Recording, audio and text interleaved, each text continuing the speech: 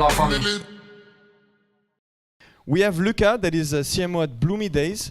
Who has ever ordered at BloomyDays? Fuck. This is like, there is like 90% of guys, like be romantic at some point, come on. Make a huge round of applause for Lucas.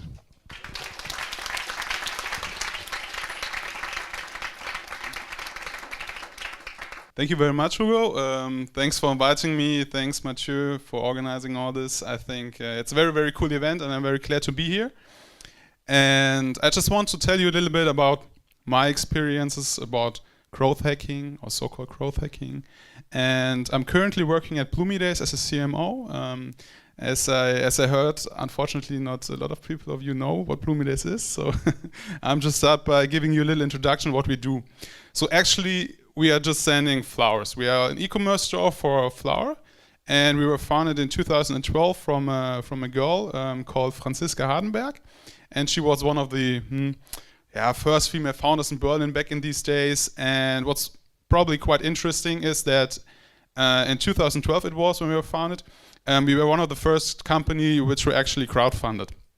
So I think probably most of you guys know what crowdfunding is, and at that time, it was not that big of an amount of money, but we collected around 100,000 euros in 90 minutes, which was, back in these days, very, very, very good. And because of this, we got a lot of press in the first year. And from there on, it was kind of our social proof of concept, because we saw, okay, people are really looking for a service which is sending flowers to them via mail, via post, and so on.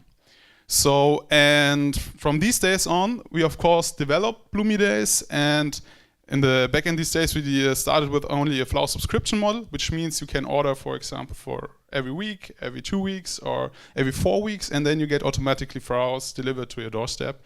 And yeah, you don't have to care about anything. So I'll tell you a little bit more about this in detail, but as I said in the beginning, we only collected around 100,000 euros in the beginning, and that's why we always had to kind of find what can we really do in order to grow our business, because 100,000 euros, okay, it's some money, but it's not a lot. It's not like a super huge VC case, like backed by millions of euros. So I will tell you a little bit more about this in detail, but very, very quick to my person.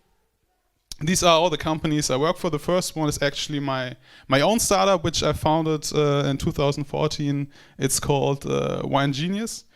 It's not existing anymore, unfortunately, but we try to establish kind of a wine brand. Probably also one of the reasons I got invited, because French people love wine. And what did we do actually there? We simply built an own kind of white label brand, bought overcapacities of wineries, relabeled them, and sold them then under our own brand with a discount. So actually you could buy a 20 euro wine for 10 euros, but you don't exactly know from which winery it was. After this, I worked at Foodora in the very, very beginning. It was a very, very huge growth phase. I think most of you guys know what Foodora is doing. They're delivering food. So, and then I worked at Auto1. Maybe you know what Auto1 is, or anybody heard about Auto1? Cool. Yeah, also one of the unicorns in Berlin. Right now it's valued at around 2 billion euros. So you guys should know it. In France, they have like a oil company, or in every country they're actually active. On the consumer side, they all have own companies. In Germany, it's called wirkaufendeinauto.de. In France, it's called Vendre votre voiture. Maybe now you know it. It's pretty big. And there we had around a marketing team of around 200 people. So that was a much more different scale. But unfortunately, or fortunately, I left this company at one point in time, and now I'm at BloomyDays. So, and what do I want to tell you or talk about tonight is actually that for me, growth hacking, or in general, it's kind of a buzzword, I would say. So I don't know what you guys think of growth hacking, or you probably heard it a lot of times, but when I just Googled it, I found this definition, and I think there are a lot of different definitions out there. So what's growth hacking really about? Yeah. And when I really, this definition is from Sean Ellis, you probably know him, and he's actually saying a growth hacker is a person whose true north is growth, and everything they do is scrutinized by its potential impact on scalable growth. And I think this is a very, very interesting sentence, because one of the biggest words for me is really like the part scalable, which means, are the activities you're currently doing, are the marketing channels you're currently playing your whole marketing out and so on, are they really scalable? And how do you do it? And I think especially interesting for you guys, how can you do it and how can you find scalable ways of growing your business also at a very cost efficient way? Because I think a lot of you guys are also, when you're founders and at the very beginning you don't have like the millions to spend, and to be honest it's very easy to spend millions in SEA or TV or whatsoever if you have the money, but it's very tough to find really scalable ways of growing a business when you don't have a lot of money. So that's why what I want to talk about. And I will start with one thing.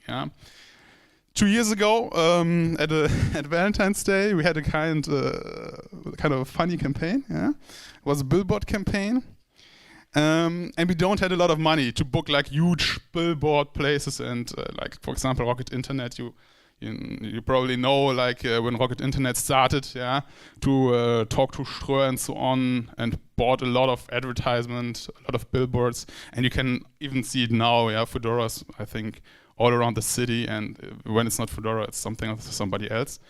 And we had not a lot of money. We had around 8,000 euros in budget, and we thought, okay, what can we do in order to reach a lot of people, and especially in order to reach a lot of men who should buy flowers for their beloved ones? And that's how we did it. I translated: the nicer the flower, the lovelier the thank you. And a photo of a flower, which could also be part of a woman's body. So that's actually how we did it, and we really wanted to reach a lot of people, but we didn't have the money. So what did we say? We said, okay, we try to be creative, try to place our advertisements, our photo, our campaign somewhere people can't really click it away. Because if it's an online advertisement, you can just click it away if you don't like it, if you feel uncomfortable and so on. So we said, okay, we place it at billboards, we place it at the places in Berlin where people go to work, where they're maybe not in the best mood Monday mornings, and then they see something like this, and a lot of people were super upset. And they even said, okay, that's sexism. That's super disrespectful. But since our founder is a woman herself, the argument was not really valid.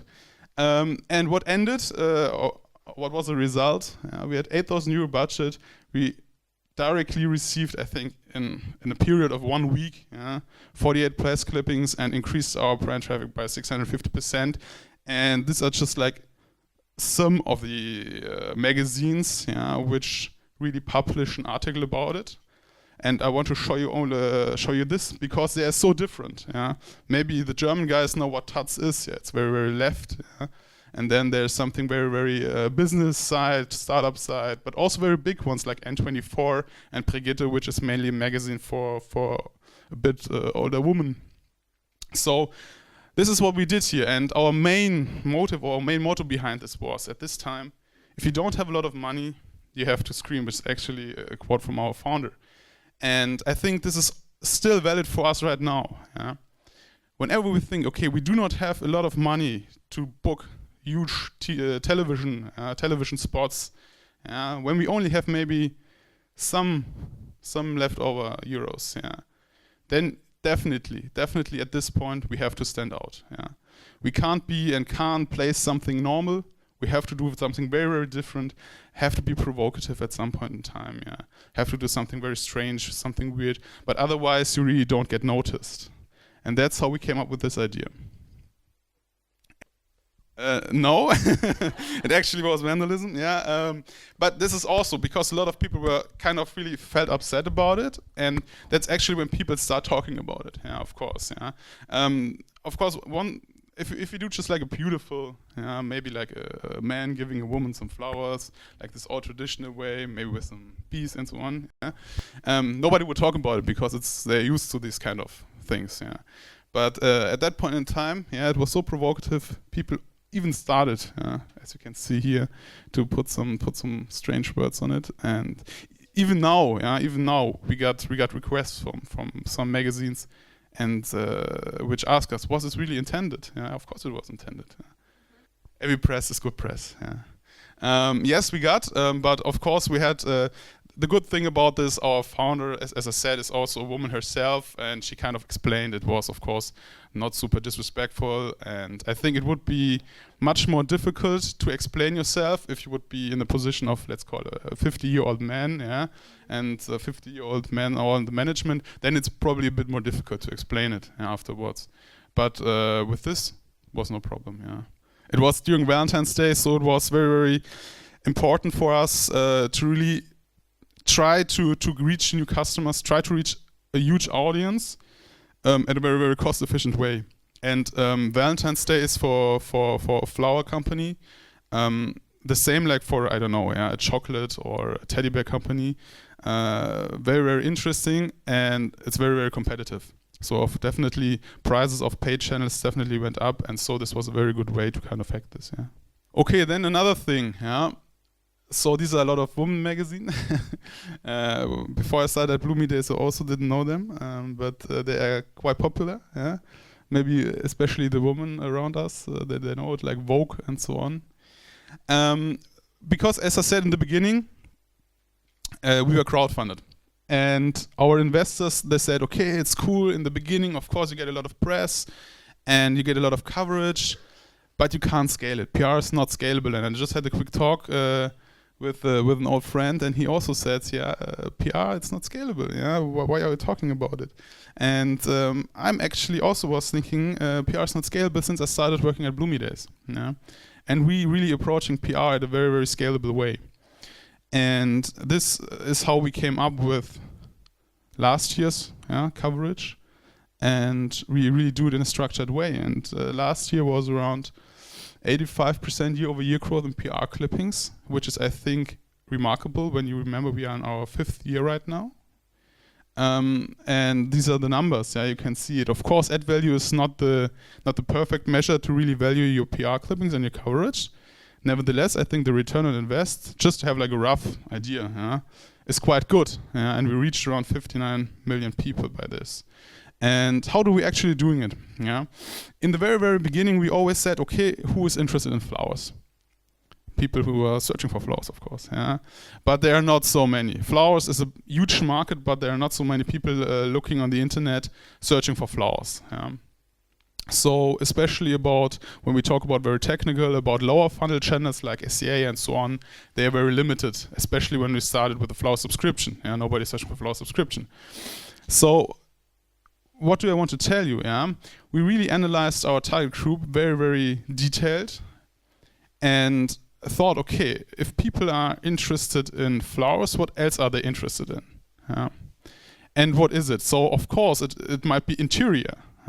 It might be that people who are interested in flowers, of course, yeah, they have maybe a bigger apartment than like a 12 square meter apartment, because if you have a 12 square meter apartment, you have bigger problems than not having flowers. Yeah? And that's how we came up with a very structured way how to approach other companies and how to partner with them. And that's it's just a very, very small extract of companies we partnered last year. And you think, okay, that's cool, but partnerships, or yeah, it's cool, nice to have, but we did it in a very, very structured way. Yeah. So every company you can see here is itself very popular in this specific industry. Yeah? And that's how we tried to leverage the reach the companies have and benefit, of course, ourselves from it. Yeah? And probably know a lot of them. For example, this is like very, very high end. Yeah, we wanted to say, okay, now we want to reach people older than 50 years. Yeah? People who are actually buying a vase for 1,000 euro, or like a wedding dress for 3,000 or 4,000 euros. And then we really wanted, if we said, okay, this is our target group right now, yeah, we wanted to really reach them at most touch points possible. Yeah. So, and that's how we did it. Yeah. And that's, I think, especially if you think about trying to scale like your PR efforts, is always try to find new stories, try to create new stories. Go out, find good partners, work with them on a long-term relationship, and then create stories with them. because in the beginning, a lot of other press is talking about, okay, this is flowers, but then at some point in time, you can't always tell them, yeah, we have flowers. It's not interesting anymore. Yeah.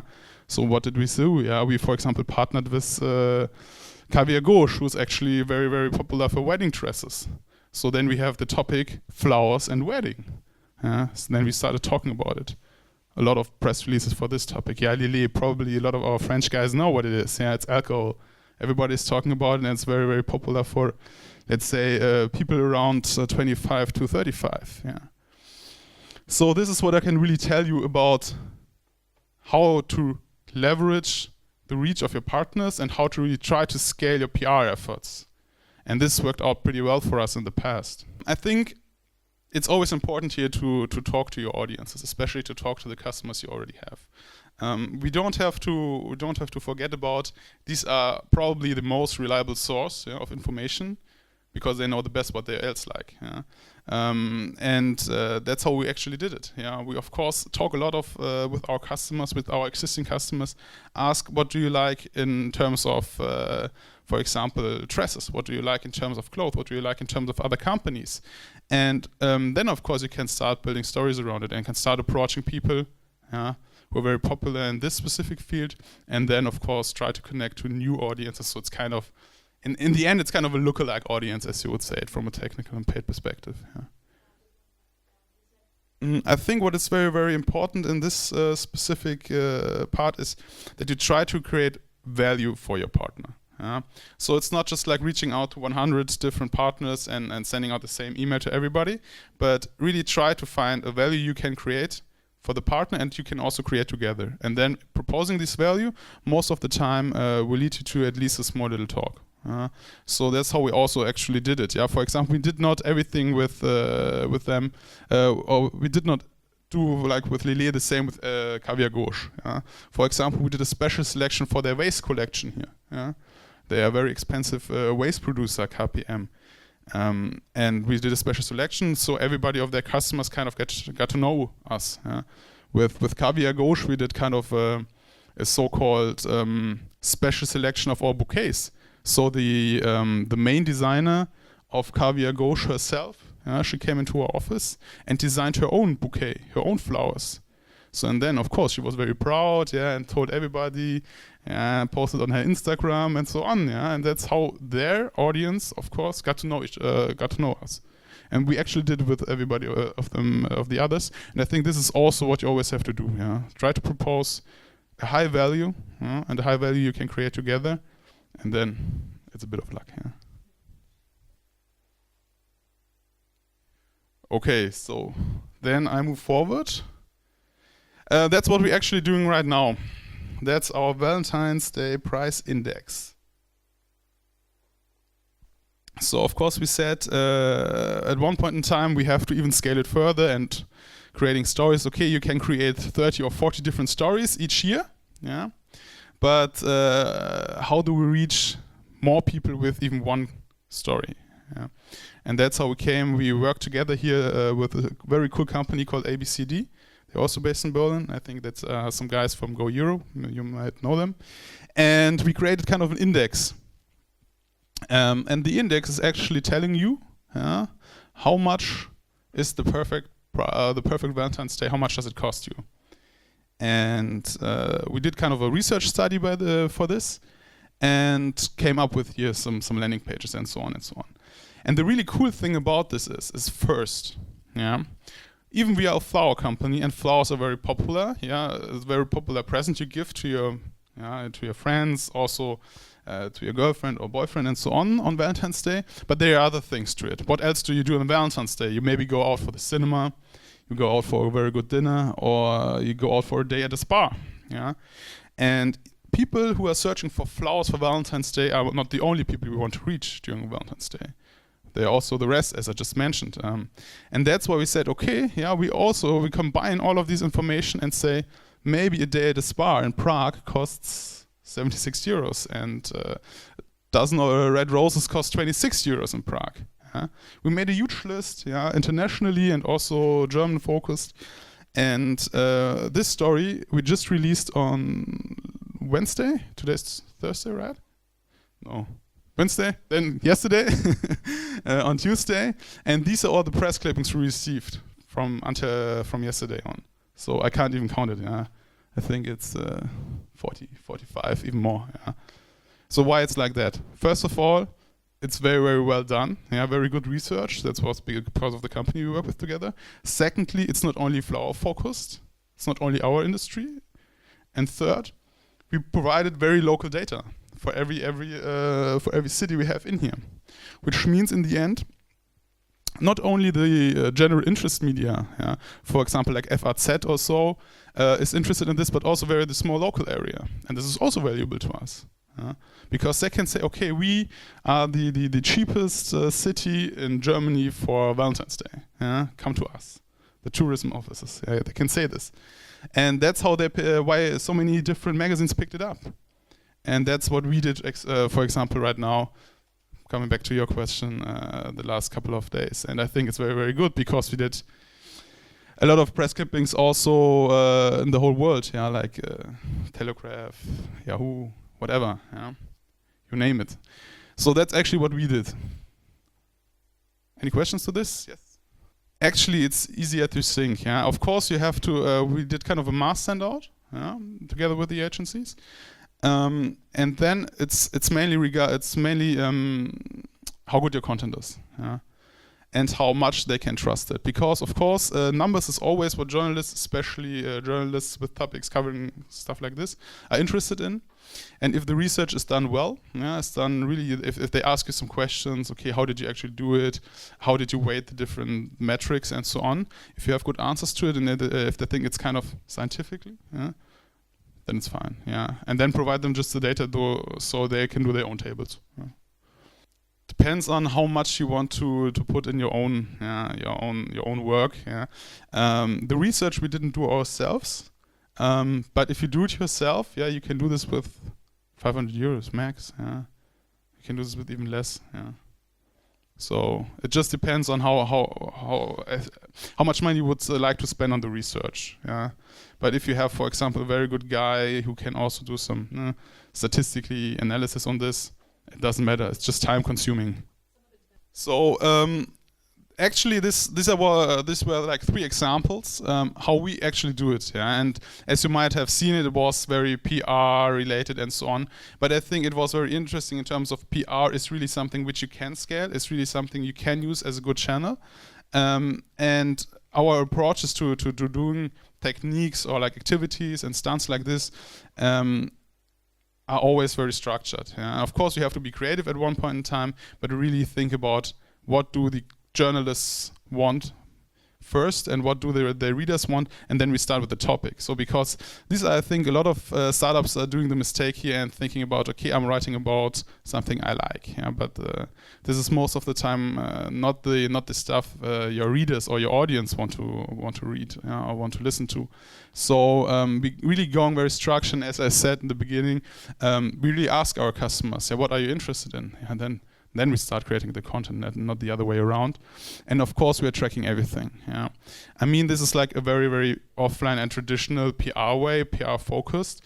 Nevertheless, we are really tracking everything from how many journalists did we contact, with how many journalists we really went for lunch, and whose journalists were these, and did a PR clipping come out in the end? Yeah, and maybe next time we don't go for lunch anymore. So. Yeah. So that's for me so far, and of course it's Valentine's Day, and of course, yeah, I always have to mention it. If you want to buy some flowers, here's a €5 voucher. Yeah, please use it. You can order at BloomyDays.com. It's valid until Sunday. I hope you enjoyed. If you have any more questions, feel free to ask, and I'm also staying here for some questions afterwards. Thank you.